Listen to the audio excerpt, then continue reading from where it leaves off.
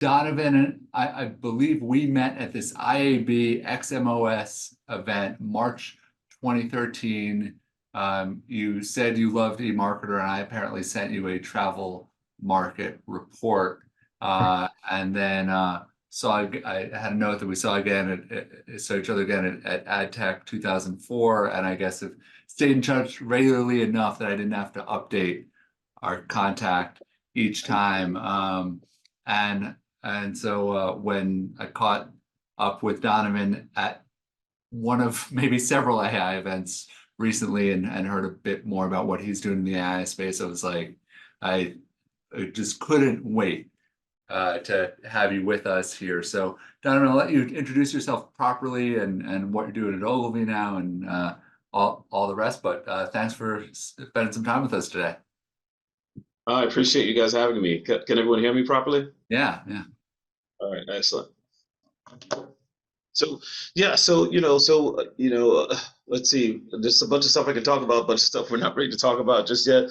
But what's amazing about being here at Ogilvy is that it's part of the WPP network, which is fantastic, which has a history and legacy of creativity and of course global client contacts and global expansion around the strategy. And I think we launched and made some announcements most recently at the WP Capital Markets Day, uh, putting our commitment, further extolling our commitment to AI in the space. So we're excited about that. And what's great about being here at Ogilvy is, this is a 75-year tradition of, right, a platform of 75 years of client relationships, of creativity, of client connectivity, of consumer touch points. And now we're looking at it in terms of like, what do we build for the future and how do we prepare for a future where we know that AI is going to play a substantial role in not only creative development, but in terms of being able to create new touch points and new creative outlets for the organization to connect with customers in a way that the world has never seen. Amazing, and definitely like a storied brand, storied history. So what's your mandate now? Well, for us, my mandate right now, what it is coming out of the Ogilvy consulting side, it's really about looking at, when you look at AI, right? AI truthfully it's another piece of technology that everyone's really hot on and trying to figure out how they incorporate it into the organizations to help take them to the next level. But quite often what ends up happening, if you don't incorporate technology the right way in terms of getting feedback from your customers, getting feedback from your team. So marketing transformation, behavioral transformation, training, customer adoption, staff adoption. You're just going to end up having shelfware, right? And shelfware is defined as technology that organizations either purchase or license that just sits there, right? And that's a $80 billion segment right there.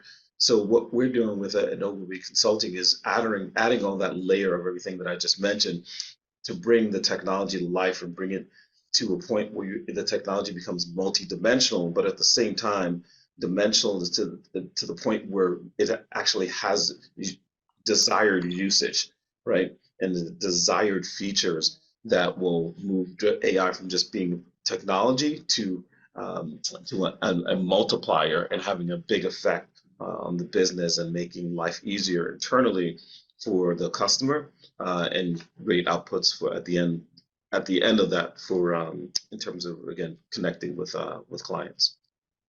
Well, love it. And so then like what does fall under the AI purview and really what doesn't these days? Look, I think that what's interesting is, what we're seeing is that everyone wants to figure out how they bring it in-house. Mm-hmm. Everyone wants to figure out how they work with it. So what we're saying and what we're able to do is we're able to build frameworks and deploy technology for them that allows them to do it within the legal confines and legal constructs, right? So not every organization is going to be able to use ChatGPT, DALL-E, Midjourney, Stability the way that everyone on this video conference is able to use it, right? Just because of the way the data is being used, right? So you don't want to put your client's private information or your organization's information into a model that is going to be training and informing your competitors. And Uh-huh. at the same time, right, at the same time, not we are very clear that a lot of the laws around intellectual property then and how we've guarded, how we safeguarded and protected the works of creators the last 50 years is probably going to be the way that we do it for the at least for the foreseeable future. So what that means is the creativity, the creative output that these platforms are going to be putting out, we need to, one, internally manage that and maintain that in a way that does not violate creative and copyright intellectual property laws, and make sure that our clients use versions of technologies that don't do the same thing. So it comes down to creating technology that kind of puts us and puts everyone in a safe space and allows everyone to experiment and go forward without taking on additional risk and liability. And so to that end, is there are there any sort of like trends and overlapping themes in terms of how much your clients want you using AI or how much they don't? I think it's too early. I think it's too early. I think everyone is kind of is interested in terms of what it can deliver, Mhm. but I think we're still at that early stage um, uh, where the guardrails are still kind of being installed. What we know, what people don't want is people don't want their information out there for their competitors to have, or for them to put them in a position where they breach or violate the trust and relationship of their end users. That's what they don't want. We know that. But some of the areas we're still trying to figure out in terms of, again, like I said before, very clearly, creativity is a big piece where we don't want to violate the what has made us as an industry and what has become a source of income and a source of revenue for a lot of folks as designers, creators, artists, and musicians. Mhm. Yeah. It's fair. So what then, like, what aspects of AI are you most excited about right now? Oh my, so much, so much. I think one of the things that I keep talking about that came across a few weeks ago was I went into one of the platforms and I typed in create a vintage style documentary with a voiceover on the origin of skateboarding and do just a few back and forth prompting. Maybe it's just over 4 minutes, right? So under four and a Mhm. half minutes of prompting, put that in, and then it came back and it pulled in an editable format with the voiceover track, the script, the background music, stock video, and stock still. And it was 50 second. It was a 50-second clip on the origin of skateboarding. But what it says is that we're getting to that point where a lot of the innovation in terms of text to video was going to be leveled up in a big way, right? This is a small company. They haven't even raised $100 million or $200 million or partnered with any significant or significant companies to help them either put additional stock footage into the platform or to get uh, background music from any of the major labels. But that is going to come, and the beauty of that is that we may be able to see a future where we're able to create content at a rate that we've never been able to with the skill sets that most people just don't need to have, right? So just imagine being able to say, okay, I want to see a different version of the ending of a film, right? So now we'll get to a point where actors and musicians will be able to license their voices and their likeness to have additional layers of creativity coming from the masses, which will be really interesting. That's going to be an interesting future for all of us to see how that works out. And for that one, can you share which platform you're working with? It was called Veed.io. So I'll put it in the chat for everyone here as well. That's great. I had a question for you, Donovan. Shoot. I have a brother who fortunate early on in his career to do Emmy award-winning video editing, commercials, things like that. Um, I always find these new video editing things. I'm like, see, you're out of a job. And he just rips me to shreds. He's like, it's so obviously fake, or it's so obviously AI, or it's so and I feel like there's a bit of a cliche right now where people with their headshots or any images, or they're sort of they're trying to make it seem professional, but you can clearly tell it's got a little too much glimmer and sheen on it. It looks a little too synthetic. And for your clients, there's a difference between a spec thing where you're absolutely right with today's technology, you could spin it up, but sort of how do you think about client expectations of quality in the short to medium term, what you're talking about down the road for the quality expectations of your client? I think it's still pretty far off. And by the way, if the answer is just like, hey, Adam, it's going to get us 80% of the way there, and then there will be a video editor, there will be a producer, there will be somebody to come in and they'll do the tweaks. Maybe that is the answer, but for right now, the type of stuff that can be done, I've even had some great offline conversations with Paul Greenberg about it. And I was like, well, these are cool things for a B2B client where there's a lot of animation of, screen shares and things like that. But, if you want bring something to a consumer, we all have, and anyhow, long-winded contrarian point of view for you. I'm curious your thoughts, especially because you have clients with probably pretty high. So what's your question? Just like, what are you doing in the interim? You can't spin this stuff up and hand it off to a client. Called Web 2.5. We're all in agreement. Web 2.5 is the way you get to say, cool Web 3 shit and cooperation, but we can't do it yet. Let's make the tools better now. And I think it's a game we're playing just to figure out, because Web 3 is scary. I mean, I've had arguments with Berkowitz about, don't say Web 3 yet, don't say tokenization and programmable assets. I'm like, dude, we have to. But no, we don't. Everyone, I think everyone that is going to focus on it now is going to be able to spin something up sometime this year. That's how fast the technology is progressing. I am able to do today stuff that I never thought I was going to be able to do within the next 2 years, and that was 6 months ago. And I think going back to your video editor question, since I work with that specifically, and I used to work in the video editing field back in the days of Media Composer and Avid Technology, and the way that has progressed is, I think this year we're going to see the first serious contenders that are going to dethrone some of these what are still considered today big editing applications, because everything gets templates based, and the AIs that the templates are going to be able to be created a lot faster by AI. So I think you're going to see a lot of this templated workflow.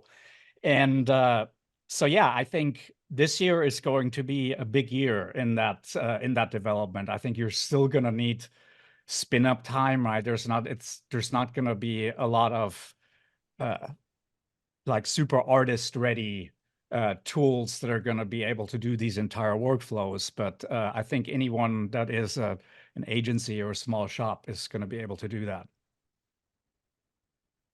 Can I ask a question on that? Sure. Because that's a great point. But I have Donovan. Let me phrase that in form of a question, because you were about to say, what's the question? And here's the question: what unique value does Ogilvy and WPP and maybe all agencies, larger agencies in general, what do they bring to this Web3 future that Mark was just talking about? The cooperative models, the co-ownership methods, which is really in the face of a lot of the brand marketing they have. So the question is, and just, sorry, go ahead. So here's what I'll say about this, because we kicked around for a bit, which is this. Because Adam started out saying that these tools, they're not as polished as the end product, and he's right. The thing is, as long as we have people, we're going to need people to actually manage the tools. ultimately people are the best tastemakers, and people make the emotional touch point on the emotional connections between between the medium and content and audiences. That's human beings do that, right? The other part of that is what it will help to do is it'll help small filmmakers, it'll help independent producers and as well as creative folks to be able to get to a concept that they can put in front of a client, put in front of a sponsor, put in front of a business partner faster than we've ever been able to do before, right? So, Years ago it was storyboards. Now it's not. We're going to move from storyboards. So now you'll be able to really bring your story, the image and your vision to life in a pitch session that it could be a much more detailed and a much larger concept of something that you want to get across, and that's helpful, right? So I think that puts creative people in a position where they get to realize their dreams and present their dreams and their visions in a way that advertisers don't see typically. and so it touches on actually a conversation I had yesterday with Ken Young, who was talking to him for his newsletter, and so it's talked about some of the investments that major holding companies have made in AI, and said, does this mean that others can't compete? And I actually said that I see it as the flip side, that so many of the best-in-class technologies now are, well, like, you could try this stuff for free. You could use this stuff. I was looking at Veed. You can use stuff for like $20 a month, right? Like for paid plans. Midjourney, ChatGPT, one thing after Perplexity, Opus, Munch, wherever you look, like so many things are on the $20 a month price point. So many things are at this $50 a month price point. And I think like for that independence, whether you're creative, whether you're a strategy shop or consultancy, that it actually allows more of a level playing field than in a way we've ever seen. Because as much as like these like multi-million-dollar tech investments are give teams like Ogilvy's tremendous advantage, it's like, is it that far off from someone accessing things that are a little more off the shelf? And I'm curious what you see as far as if more of the establishment or up and comers have a competitive advantage in terms of using these kinds of technologies. Is there a competitive advantage? Well, the one thing that technology always does, well, I should say always, but quite often what it does, and especially technology like this, it kind of like brings a lot of new entrants to the market, right? And a lot of people to the playing field that weren't always there before. So, and what I mean by that is, I don't see us at a point yet where, we're going to be losing out on pitches to a couple, teenagers in their basement, right? That's not going to happen anytime soon. No. But at the same time, it does put creators and influencers in a position where they can develop content with ease and a bit more style and a bit more flair than they have been able to do previously. But I think advertisers know that type of content sits over here, and your 30-second spots and your Super Bowl spots, they sit over here. Mm-hmm. Donovan, I have a quick question, sort of based on what David just asked. In terms of the technology itself, you mentioned, and obviously we all know this, that you can't use ChatGPT really or any of the off-the-shelf tools too much because you don't want to give anybody your secret sauce. In terms of Ogilvy and WPP writ large, how in terms of building technology versus using some off-the-shelf technology, how are you guys looking at this? Are you spending a lot of time in-house constructing your own LLMs or things like that, as opposed to working with something else that third parties? Well, that's the concept that it is public. WPP has its own kind of multimodal platform that we use internally and we use for clients. And through that interface, you can access multiple LLMs, of various LLMs in that platform. But it's built in a way where there is a constructed firewall that is very deliberate in terms of us being able to use sensitive data that will not make it out into the open world and will not be used to train the model. Hey, Donovan, it's Doug. How you doing? Hey, Dougie, how you doing? Very good. Good to see I you. actually have my first question on this on one of these events. Everyone here is pretty much talking about AI as it relates to creative output. So video, ads, text. What about business intelligence strategies, things like that? Do you guys do anything related to that with trying to incorporate trends that are going on to advise clients on market opportunities and things like that, or is it all purely on the creative front of AI? Well, I would say that there's a lot of experiments and a lot of research being conducted at various levels around AI right now. Right. I know I heard you talking about like GLP-1 drug and all the impacts it's going to have on other brands. Is that already the kind of conversations you're having with brands?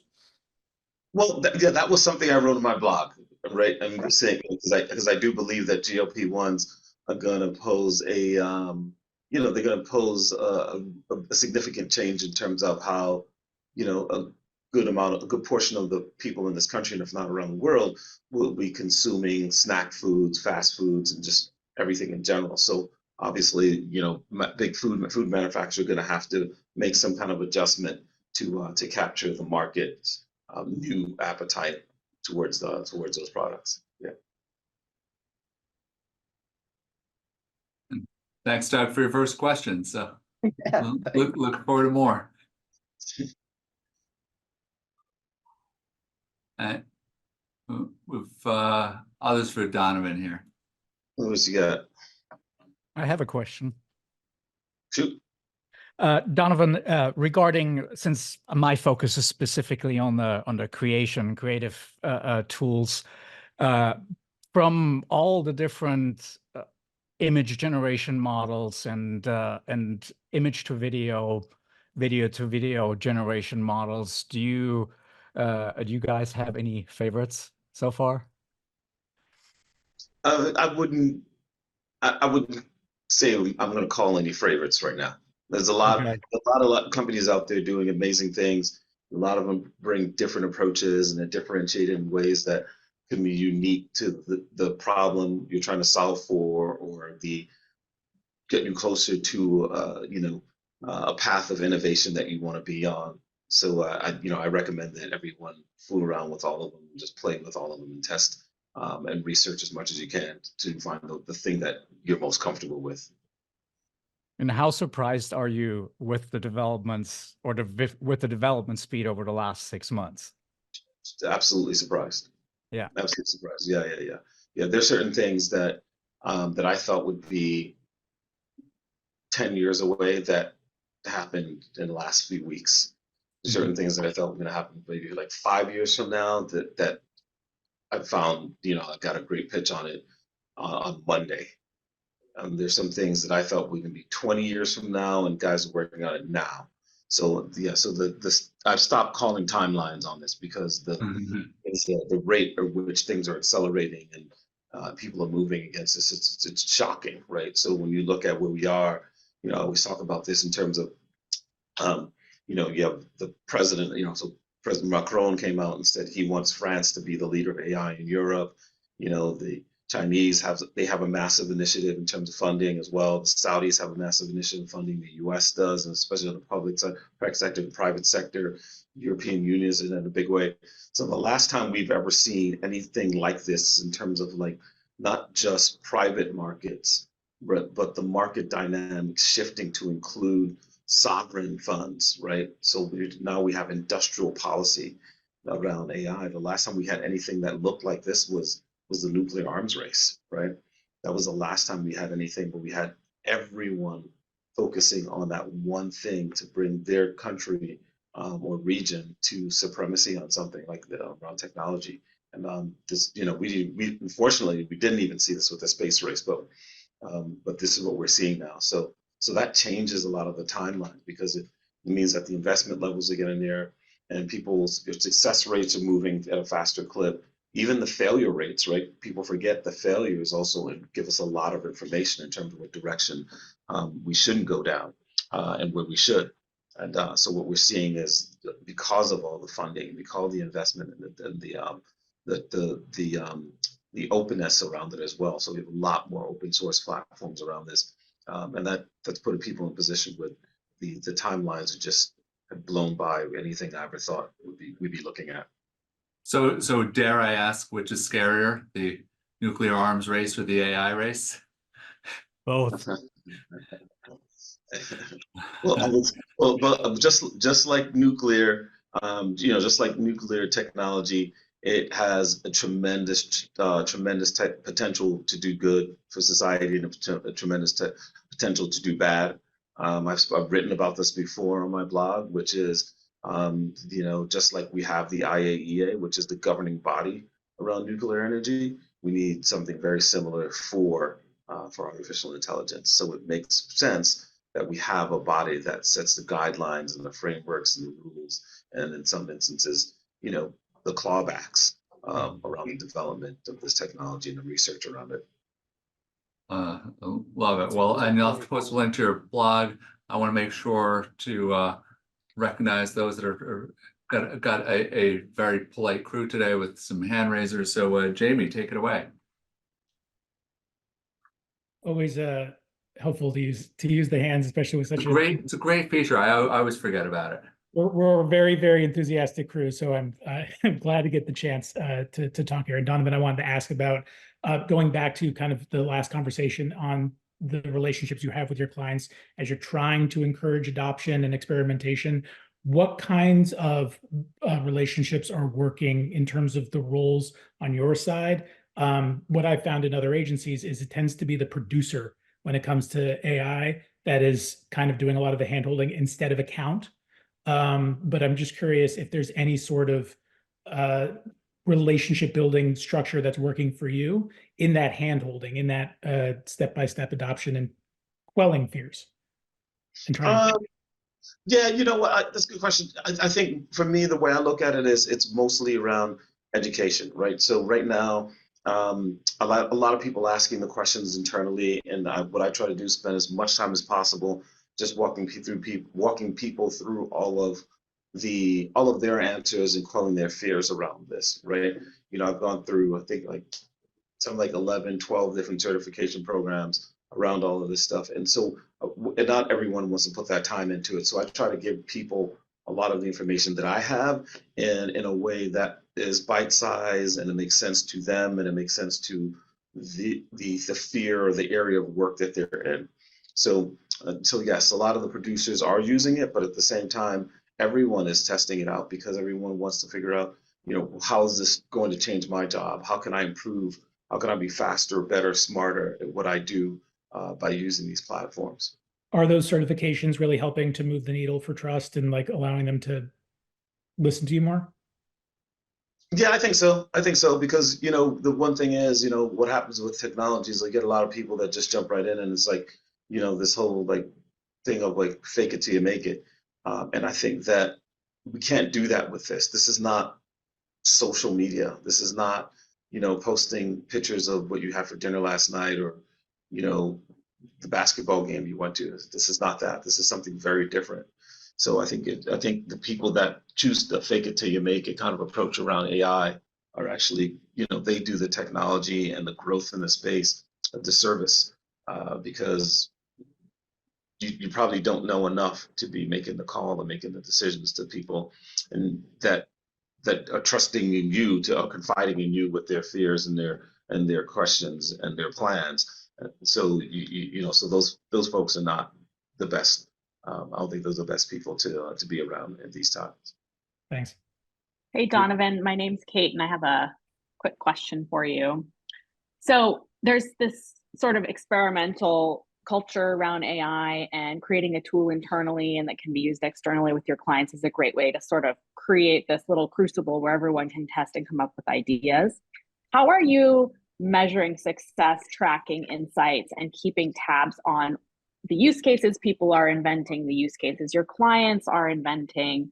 the efficiencies and the productivity gains that you're seeing as an organization. How are you pulling that together so that you can have something concrete to share back up the chain about how these technologies are helping your company and your clients? Well, here's what I would say from an external point of view is what I think people should be doing around that is just gather and save all of the case studies that are interesting to you, right? So there are instances where you can see the application of AI and save it, and you can put your own notation to it.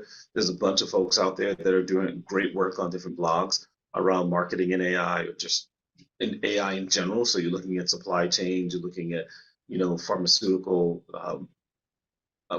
development, right? So I think that what people should just do is just capture what is of interest to you and be able to save that and hold on to it. We do that internally, and it varies by company and varies by group, right? So some companies within WPP, they'll put around they'll send around PDFs, right? And then some companies within the network will end up doing videos, right? And then some people will embed it into PowerPoints. So it's just various ways. No one is right and no one's completely wrong. It's just going to be what's best for you and for the people that you're trying to communicate with on a regular basis. Yeah, I just posted in the chat. I feel like even if an agency or an operating company brand isn't willing to disclose specific numbers, maybe there's some superset or taxonomy of KPIs. Like there are these 10 things you should be measuring, right? Time to value, time to client delivery, right? Even if you can decrease it by 60%, maybe others can only do it by 40 or 50. Maybe you guys eventually get to decreasing it by 80%, just knowing that someone should be measuring, time to client acceptance or time to value, time to delivery. That's like one of the 20, right? And you maybe only use 6 or 7 of them, but seems like if it's really as disruptive as we all think and believe and see it becoming, we ought to be able to set up some universe of metrics. It's agreeing on the right benchmarks to start with. And those were broken since agencies started, but that's a different conversation. So, Michael, you've had a question for a bit. Want to make sure? Yeah. So, it's a question for Donovan. You're talking about your European clients. So just going back to that, I was curious how there's a lot of questions around the coming AI Act. So I'm wondering how those conversations are going with them at this point, and whether they're making moves or they're holding back because of that, or what you think about it in general.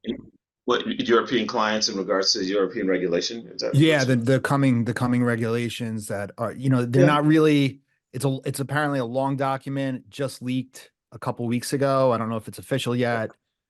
So, I know it. Yeah, I'm familiar with it. Yeah, so I think that has some time to go before it's ratified, I believe, right? So I think there's still time around that. But I think for the most part, from the creativity front, I think that clients are still moving forward with it, right? So clients are still excited and they're still testing it out, and they want to see the limits of this, and so that's good. On the implementation on the back end side, I would imagine you're probably still going to see a lot of that happening as well. The way that that legislation, the way it was structured, it's really to stop nefarious actors, right? And protect people and protect their data in a way that makes perfect sense. So I think that what happens is the corporations that we are working with and anyone wants to work with don't have those intentions. Those are really meant to stop the intentional bad actors that live in the dark corners of the internet. yeah, it's good. That's good to hear.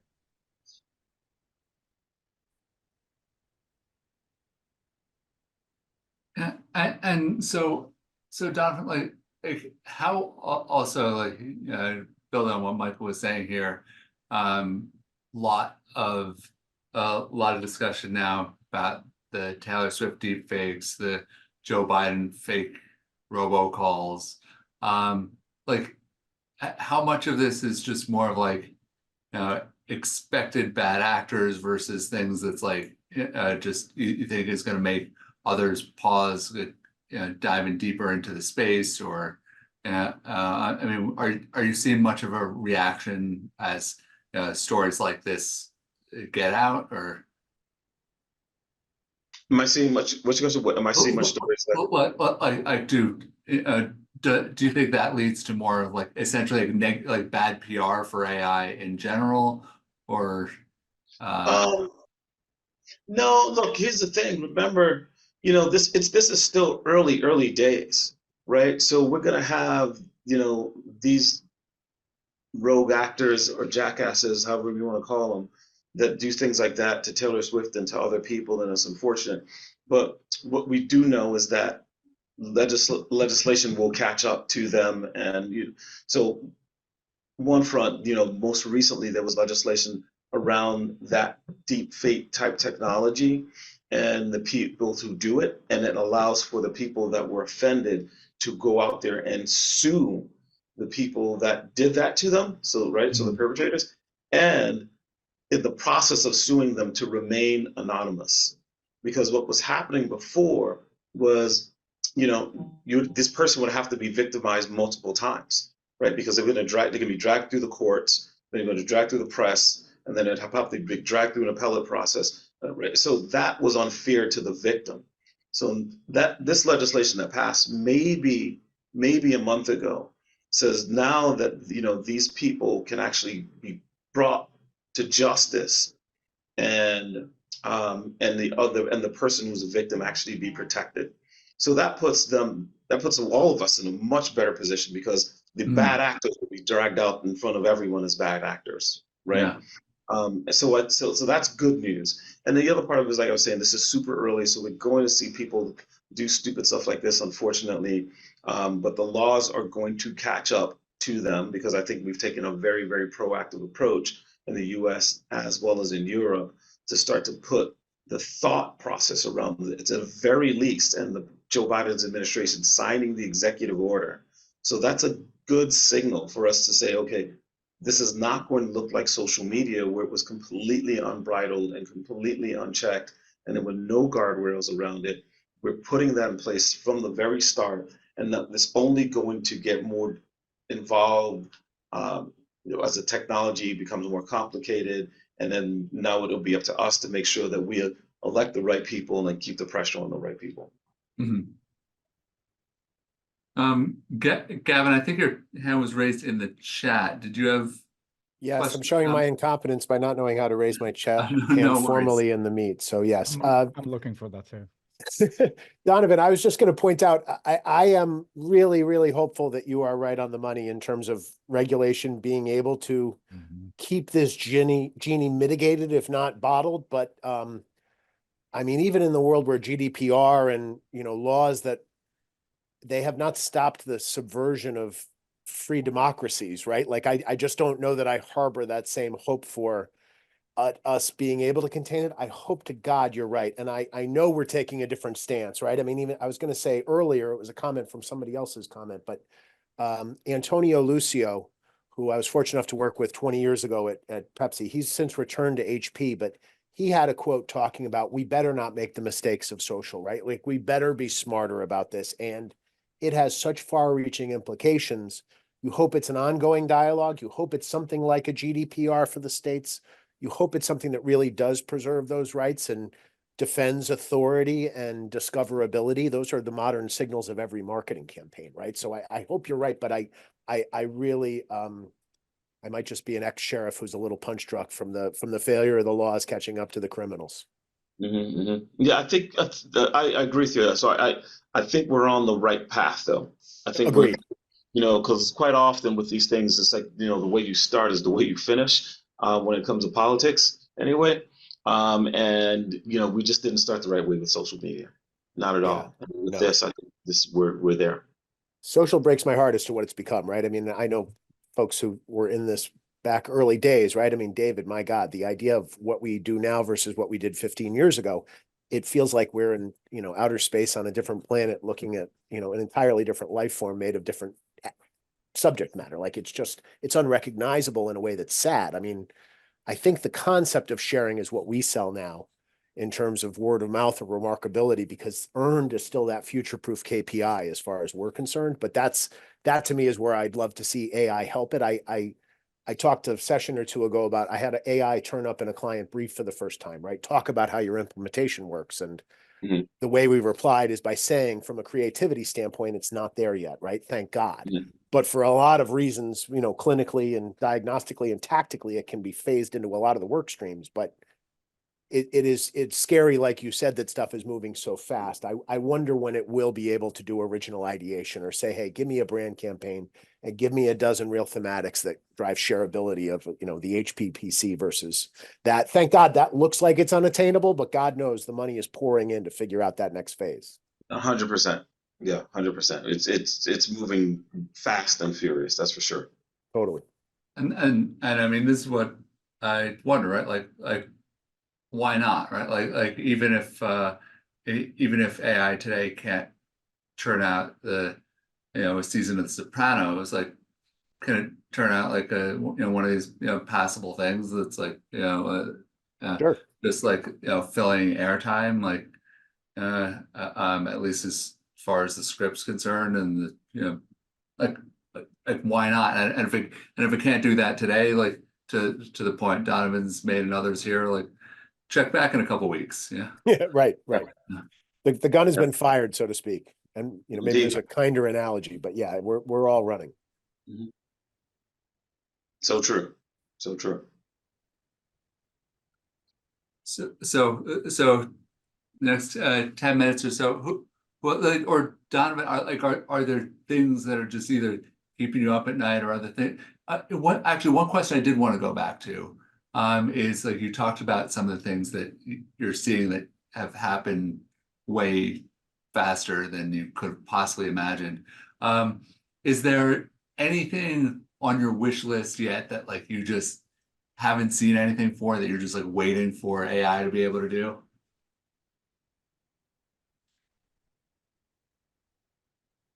Well, it's a lot of what I'm thinking I'd like to see has happened at the very rudimentary levels. Now it just has to get better. Right? Like, so for example, I'll come up with this as an example because I saw an interview with him the other morning, and it was Michael J. Fox. And, we kind of got robbed of seeing the Michael J. Fox that we kind of grew up with, right? Because of this horrible disease.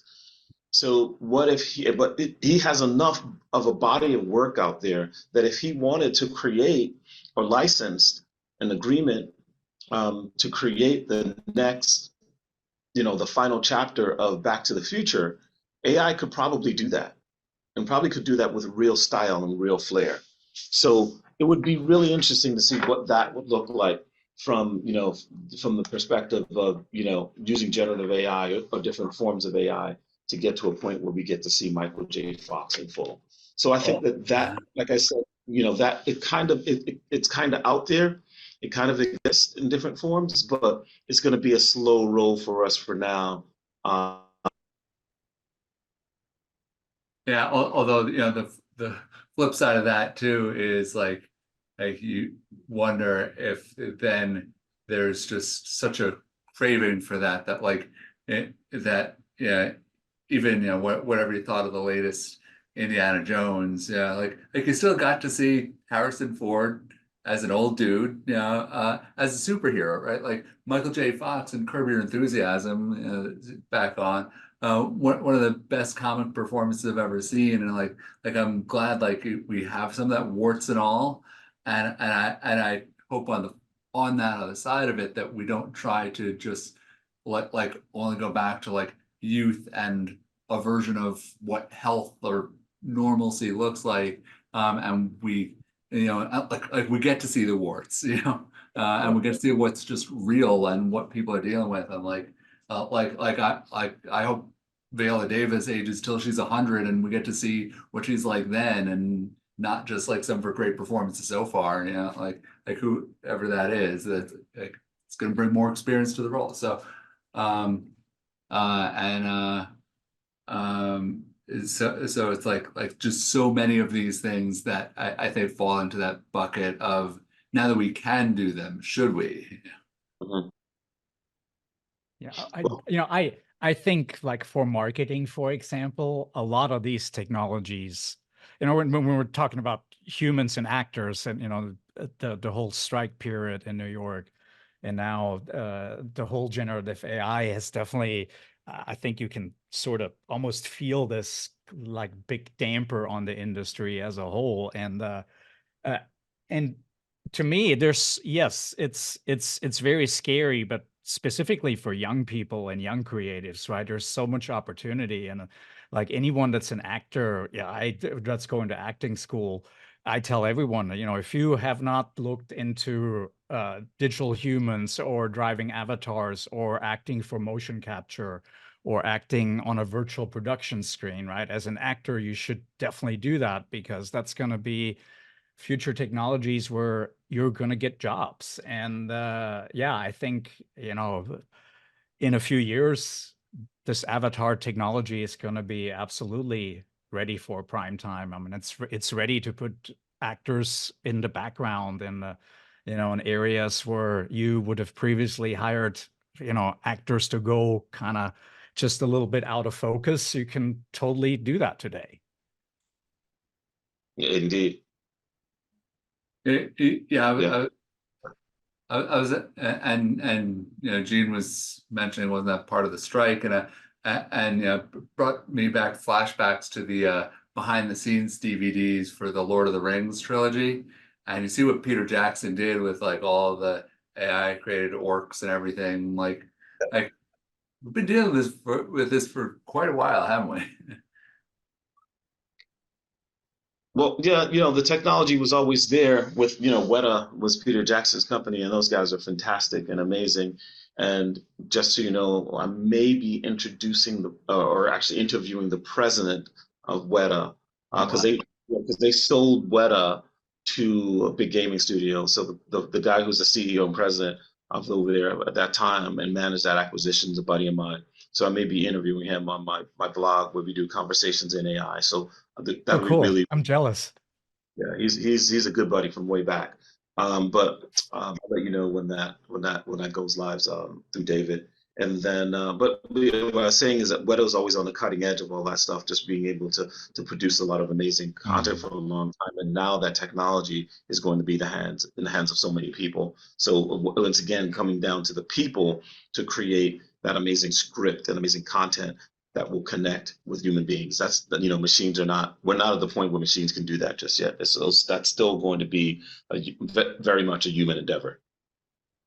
At the same So time, a huge slippery slope in terms of the IP with everything here, in terms of like when somebody's alive and Harrison Ford's old and we made him young, cool.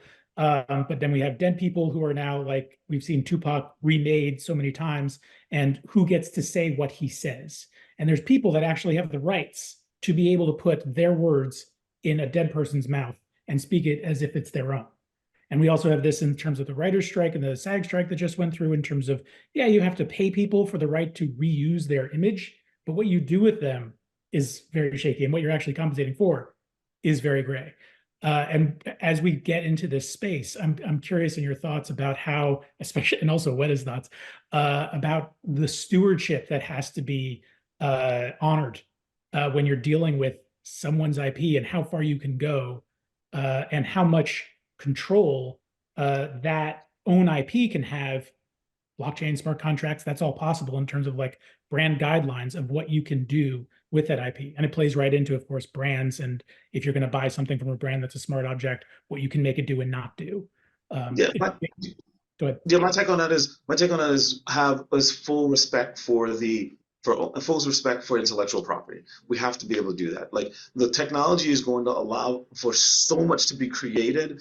Some of it will be good, some of it will be crap, and a small amount of it was going to be amazing. Maybe a large amount, we don't know. But either way, the one thing that we need to do is make sure that if it's going to leverage existing IP and someone is going to make money off of it, right? So this is like, you know, not like graffiti art, but if this is someone is going out there and going to make money off of it, then of course there should be a downstream flow on that revenue that contributes to the original content creator. So now that puts the content creator in a position where they're making even more money than they ever did. And even if they don't want to do it, then there should be a mechanism for them to opt out, because not all artists are in a position where they want to see their work commercialized. But but the technology is there for the accountability and for the attribution, for the recognition, and for the transparency. The technology all exists.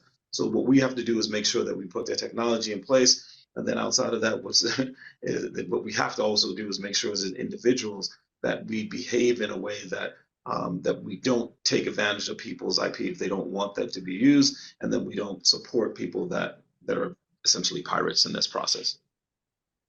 Amazing. Well, Donovan, I think those are great remarks to wrap on. Appreciate you spending all this time with us today. Welcome back anytime, speaker, listener, what you like. Make sure we share your blog. That definitely you have new things you want to share with the community. Pop by anytime or let me know. Just great to see you. So. Likewise, everyone. Thanks so much for the time. And as well, if you want, obviously, you can reach out to me on LinkedIn. That's usually the best way to just catch me. You can just follow me there. And then I'm usually good on my messages in my inbox. Thank you. Thanks. Great job. Thanks, everyone. Great stuff. Appreciate it. Thank you, David. Thanks, David. Have a great day, everyone. Take care, everybody. Later.